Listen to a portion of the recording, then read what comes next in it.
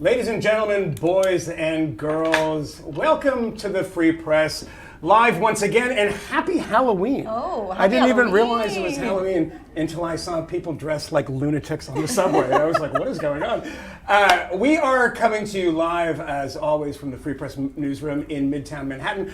I am Michael Moynihan, and back with me, as always, well, not always, but mostly, opinion editor at Newsweek, Batya Sargon.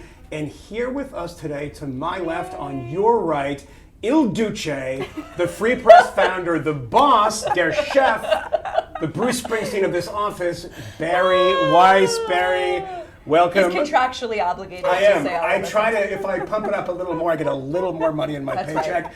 And today, I mean, this show today I would is say it's outrageous. packed. Traveling Wilburys level of outrageousness. So many stars. Abigail Schreier will be here to break down her investigation, an insane story, into anti-Israel indoctrination of students sweeping American public schools. That's not an overstatement. Catherine Herridge. You know Catherine. She's going to be here to discuss her bombshell report, which found that federal law enforcement agency knew the Hunter Biden laptop story was real and prohibited an investigation ahead of the 2020 election. And one of my favorites, my dear friend Coleman Hughes, is coming here to our studio to talk about a controversial referendum in Puerto Rico, designed by the Democrats and local pro-statehood politicians, that has sparked accusations of political manipulation. And rounding it out, as if you deserved more, people, Peter Savodnik, the great Peter, is here to join us to discuss his brilliant piece on the, quote, abandoned Americans in two devastated Rust Belt towns, each championed by a different political party. All right, but to kick off our Free Press Live spooktacular, do I have to say that? It's a spooktacular? Yeah, whoever wrote that, you're getting a bonus. Getting a bonus, and I'm getting fired. We are going to start with Joe Biden, who is apparently, Batya, the president. I was not aware of this. He's apparently still the president. Tell us about it. He is still the president, and on Tuesday, President Biden reacted to the comic Tony Hinchcliffe's set at Trump's Madison Square Garden rally, in which Hinchcliffe joked that Puerto Rico was a floating island of garbage. And here is President Biden's response to that. Take a look. And just the other day, a speaker at his rally called Puerto Rico a floating island of garbage. Well, let me tell you something. I don't know the Puerto Rican that I know, or Puerto Rico, where I'm in my home state of Delaware. They're good, decent, honorable people. The only garbage I see floating out there is his supporters.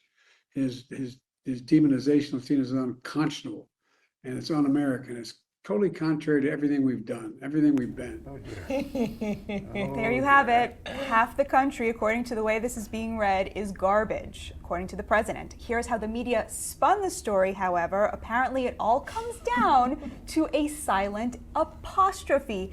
Take a look at a few of the headlines from New York Magazine, the LA Times, CBS, and the Washington Post.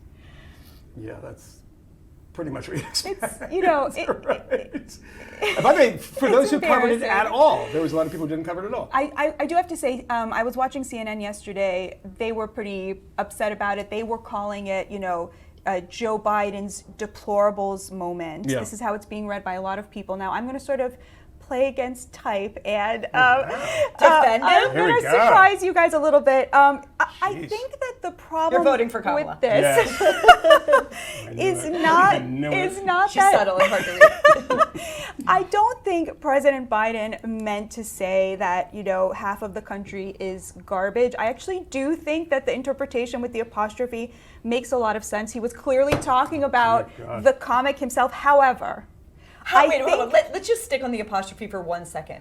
Because I might be too stupid to understand even the spin, because it seems like such a stretch to me. They're saying that he is saying that, say it to me with the silent apostrophe. I think Say that it. I don't know. 'Cause I don't yeah. even understand it.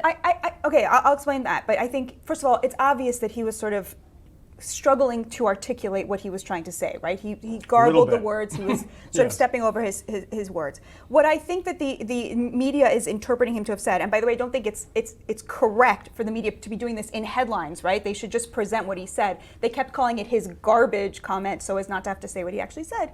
They're saying, he said, the only garbage I see is his supporters The garbage. Garbage. Oh, right. The garbage, of his supporters. Exactly. Exactly. Yeah. So I do think like people are making too much of this. It wasn't like Hillary's very intentional, analysis of what exact percentage of Trump supporters are deplorable. But what I want to say is this. I think that the reason this is so outrageous is not because a very old and potentially senile person misspoke. It's that he accidentally admitted unintentionally what Democratic policy towards the working class has been effectively for 40 years, which is to treat the kind of people who vote for Donald Trump, who are working class people, like they are garbage. That is what NAFTA did. That is what defunding vocational training did. That is what opening the border does. It signals to people who work with their hands for a living, you are garbage. These are not jobs that an American should do. These are jobs that a slave does, who is enslaved to the cartels, who does not have citizenship. And I think that's the real outrage here, is that President Biden, in misspeaking, because I do believe he misspoke, accidentally revealed the truth about Democratic policy vis-a-vis the working class. Your ability to tie that into NAFTA, and the border, genius. It's amazing. Genius. To me, it's like the comparison. If you look at the press's reaction to, is it Tony Hinchcliffe or Hinchcliffe? Hinchcliffe, yeah. To Tony Hinchcliffe, who, by the way, I thought was, I had never heard of him before the Tom Brady roast. I think he's absolutely hilarious. But their reaction to his joke was absolutely histrionic. It was like, this is a Nazi, the supporters are Nazis. I think AOC called it a a January 6th in miniature. These were hate rallies. This joke amounted to a hate crime.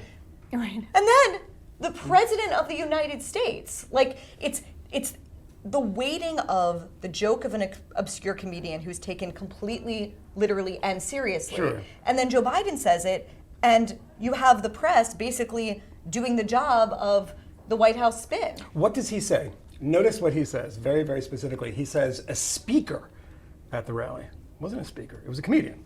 That is a different thing. There is an intentionality when you're a speaker. I am saying you people are garbage, full stop. If you're making a joke, you can say the joke doesn't land, you can say the joke is inappropriate, but it is a joke. The point is to make people laugh. Maybe he didn't do that. It got I think a decidedly mixed reaction in the room.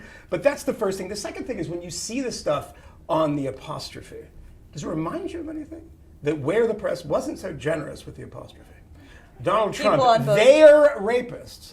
They are rapists, or they're sending us their rapists.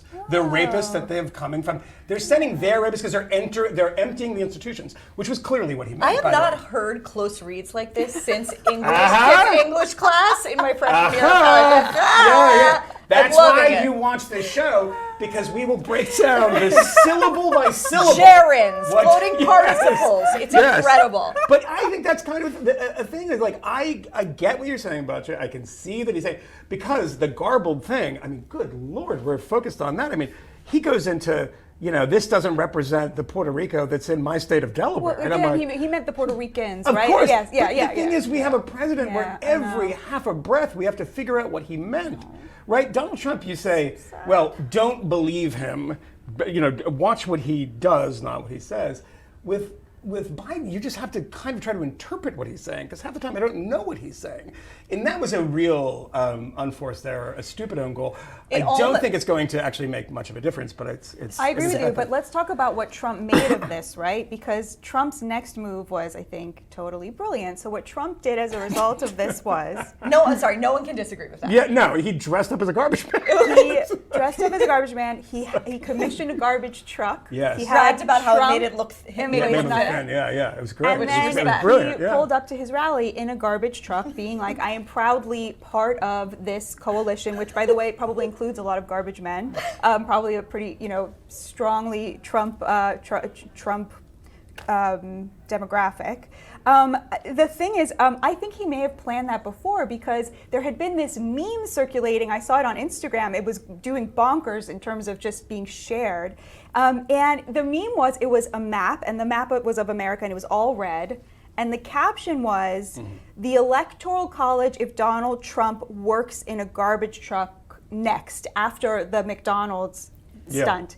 And so basically, I think when I first saw this, I saw that it was Vivek Ramaswamy who was on the garbage truck, and I was like, he's very online. He definitely saw that meme and thought, oh, let's do it. just do it. Yeah. Exactly. And then suddenly you get to the front of the truck and there's Trump. So I think this is one of these examples of how online culture is sort of bleeding out into the campaign in reality. But of course, the thing about Trump as the garbage man was the same thing as the thing about Trump as the McDonald's worker. He was, of course, cosplaying, but he was doing it with such pride, signaling again to these people that the Democrats have treated like garbage for so long, like there is nothing to be ashamed of. These are jobs that I'm proud that you do and I would be proud to do as well. And I think that's what wearing the tie while doing it signifies. The weird thing about Trump's, I remember in 2015, 2016, when I went to the first Trump rally I went to in Iowa, and I remember looking at people saying, this kind of working class shtick, I mean, the guy's a billionaire or presents as a billionaire, this is kind of odd.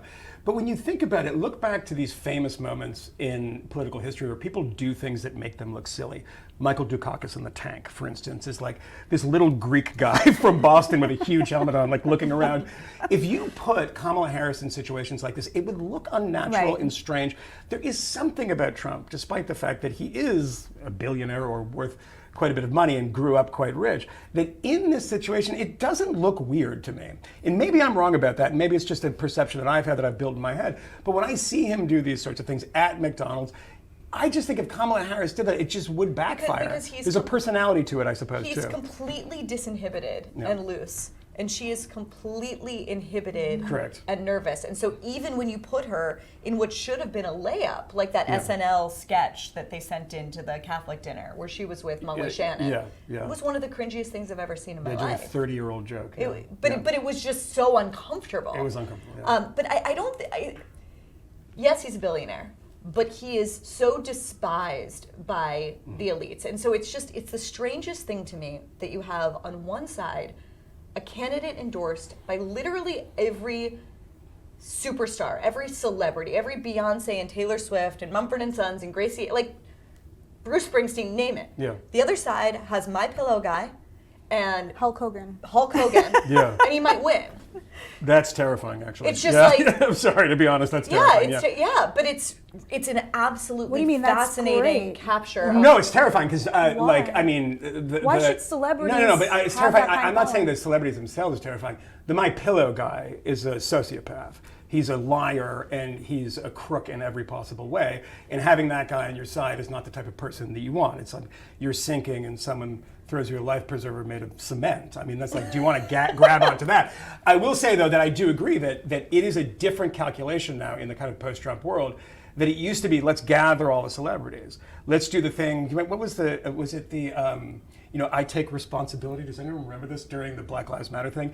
And it was all these yeah. people Yes. looking in black and white going, yeah. I take responsibility for like For my white privilege. For being Yeah, white yeah, privilege. yeah. It's like that stuff now just doesn't resonate. And like in the post-Trump world, the thing that he's been quite good at, and of course Batya pointed this out quite a bit, is that, a bunch of very rich people who are completely out of touch with my life are supporting that person. Like, I don't care.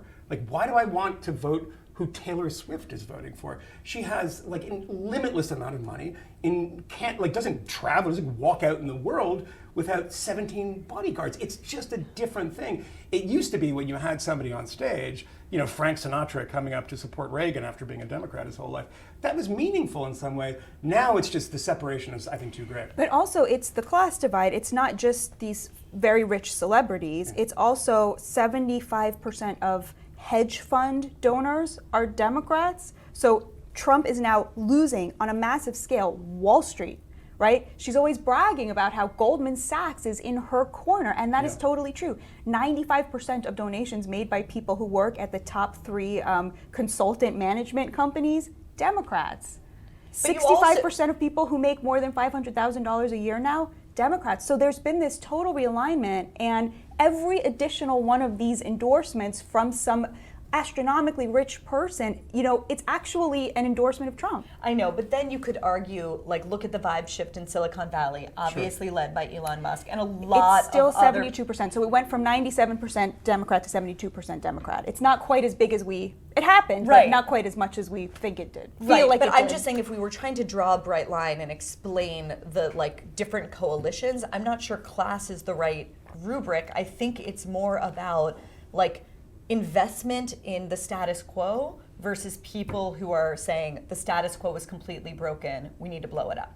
I think we're agreeing, right? Okay. Because the people who like the status quo are the people who are comfortable, and the people who don't like it overwhelmingly are people who are struggling.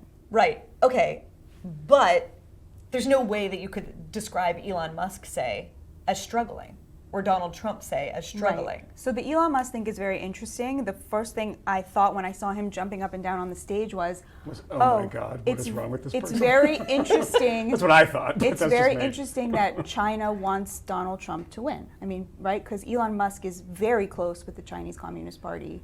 He certainly would not be imperiling his entire, the entire supply chain of Tesla is in China. So that was very shocking to me because I would have thought the opposite, that of course they want the Democrats who are softer on China to win. And so that really, I think, was significant for me. I think he's sort of an outlier because his interests are so transnational in this way. Okay, that's going to be a really interesting story for after the election, depending on who wins. Definitely. All right. All right. Up next, oh wow, this is going to be great. We have Abigail Schreier joining us. But first, a reminder to spend election night with us. Do it! God. Do it! 3 of us will be hosting an amazing live show starting at 7 p.m. on drink Tuesday during night. We will be getting. It's There gonna will go all be. There night. will be drinking. There will be games. booze.